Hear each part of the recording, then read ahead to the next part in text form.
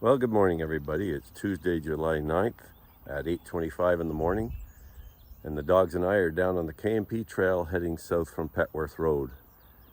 It's a beautiful morning right now. It's mostly cloudy, calm, probably about 23 degrees and fairly humid. And we're going to take a walk down the trail here and see what birds we can see and hear.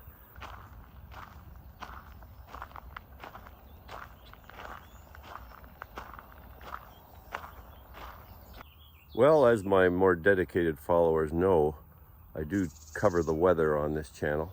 I like to cover weather-related topics. I'm quite excited that we are anticipating the arrival of the remnants of Hurricane Beryl here in a couple days. Actually starting tomorrow, probably tomorrow night, somewhere in around there. We're currently on the track for these remains as they head northeast out of the Gulf of Mexico area, where they've just landed across Texas yesterday. And there's the potential that we could get a fair amount of rain, maybe 1 to 2 inches. Not a huge amount, but it could be more than that if the track goes right over us, or it could be significantly less than that if it just slides off to the side a bit. So it's really unknown at this time. The track is not highly confident. I'll just mention it at this point because it's always a bit of an exciting time when you do get hurricane remains even coming over your area when you're further inland like we are.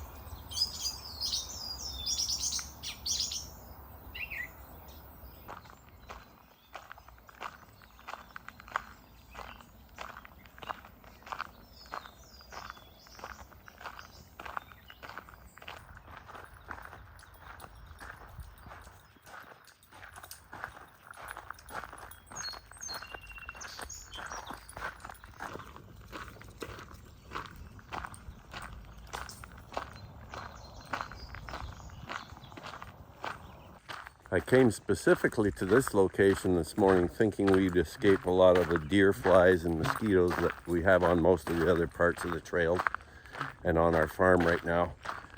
But through this section, the deer flies are actually pretty heavy. They're getting on Luna and Zoe quite heavily again. It's just that time of year, I guess, and the right weather and humidity where they come out in big numbers.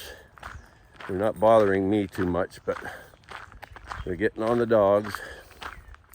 So Environment Canada has issued a special weather statement for this area, along with many other parts of southern Ontario, that there is the potential to receive heavy downpours over the next couple days from 20 to 40 millimeters per hour, and totals possibly being well in excess of 50 millimeters or 2 inches during the event. So it's a bit of a hit and miss thing right now with the track. It's not too confident, as I mentioned earlier, exactly where this thing's going, but currently it does seem to be aiming right over this area, and that could mean some significant rainfall.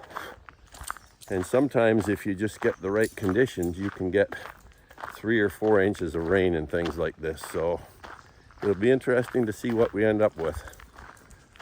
You can see here how the deer flies get into Luna's ears. They just dig down into the fur on her ears and just start sucking the blood out of her. Miserable things. Okay, we're breaking out into the more open areas now along the trail, so hopefully the deer fly numbers will go down a bit. Not a guarantee, but maybe. A lot of it has to do with the very humid weather conditions. That's when they really like to be out and are really active.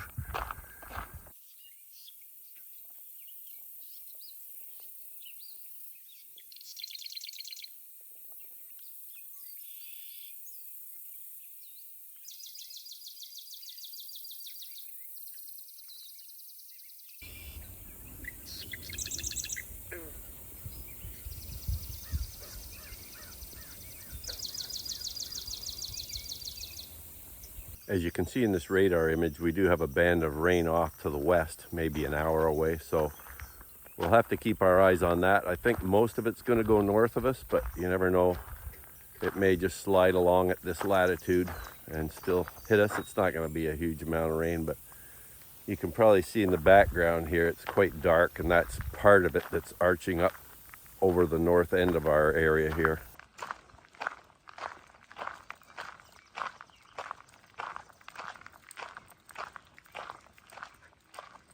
Well, we're doing pretty good with the birds this morning. It's quite active. The birds are actively moving and singing, which is nice for mid-July almost. We've got 37 species of birds to this point in the hike, and it's 9:04 right now. So I think they just like the humid, calm conditions, and it's a bit of sun at times too, so they're quite active. Many birds are still nesting, or maybe they're on their second broods. Some species are just starting their first broods.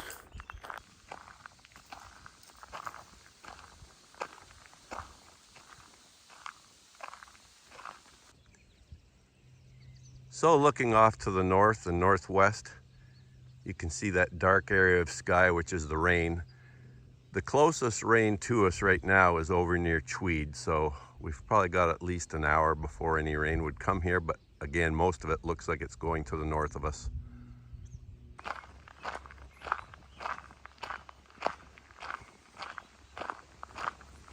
(9:16) and we're down at the intersection of the K&P and the Cataraqui Trail.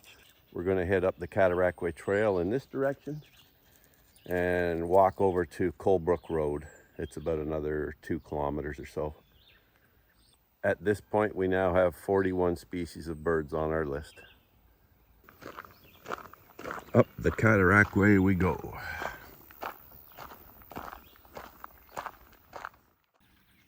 While many farmers have cut their hay already this year, there are still quite a few people out there that haven't.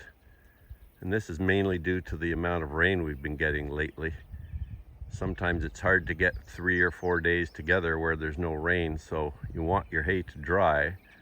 The key for hay is that you want it to dry, and therefore you need 3 days or so at least of good sunshine and drying conditions to let it dry before you bale it or bring it into the barn.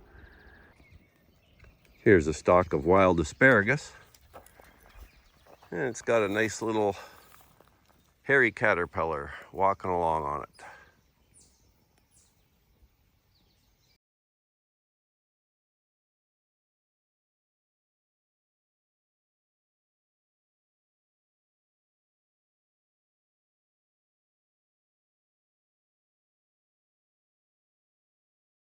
So if we do get some of those hurricane remnants over this area, I'll try to get out and record different aspects of it if I can.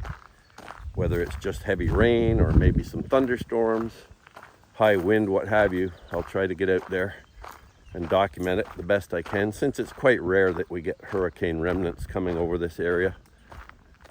When we do get hurricane remnants coming over us, they're always much diminished over their maximum strength. Obviously, they're just a pale imitation of themselves, really, but it still is interesting to me how they still have a life of their own almost. Even though they've probably crossed half a continent to get to our area, they can still have a strong circulation, and they almost seem alive unto themselves in many ways. They can still maintain that circulation across a whole continent, going over mountains and hilly topography, across lakes, across thousands of kilometers, and yet when they get over you, they're still churning in a circular fashion and have a different feel about them entirely. Like they are almost a living entity in their own way. And there's those dark skies off to the north. I think we may be okay down here. I can understand how those hurricane remnants must feel. I know I often feel like a pale imitation of my former self as well. I find that more and more lately I really enjoy these cloudy days as opposed to the bright sunshine days. I just find that bright sun just too intense. Very hot on the skin and hard on the eyes at times. I just much prefer a cloudy day, or at least a partially cloudy day, I think. Now, obviously, when we're just coming out of winter, it certainly is nice to have that sun on you and feel the real warmth of the sun. But when you get into the depths of midsummer now, when it's already hot to begin with, I really prefer the overcast sky, I think.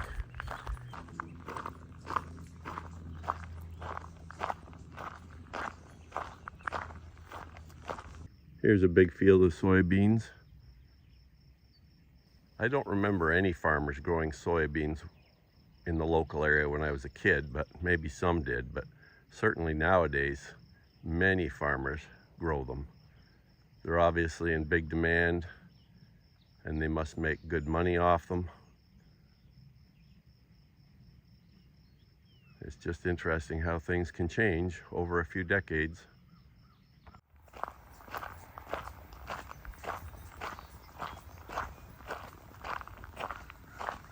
This large flat top plant here with the yellow flowers is wild parsnip. It's one of many non-native plants that grow in the area, often along roadside edges or trail edges or ditches.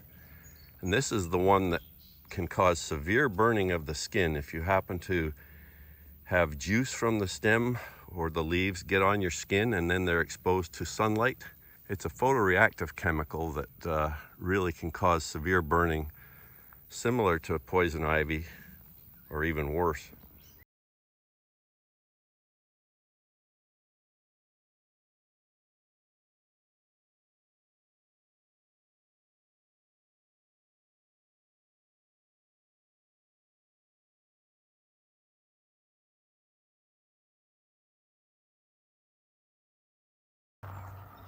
Okay, it's 9:43 and we've just reached Petworth Road here, and we're hitting 4 kilometers.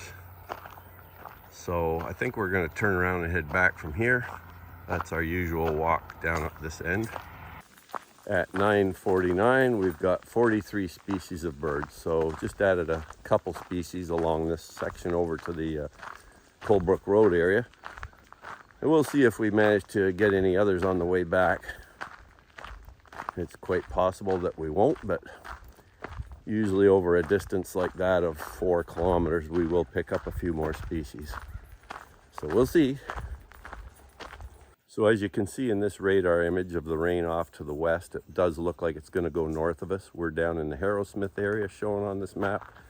So the vast majority of it is going to go north of us. We may get an odd sprinkle on the way back, but nothing serious. Just found this beautiful blue jay feather on the trail. 10:15 now, and we're heading up the K&P trail. And still no rain. Oh, we're getting a little bit of sunshine now.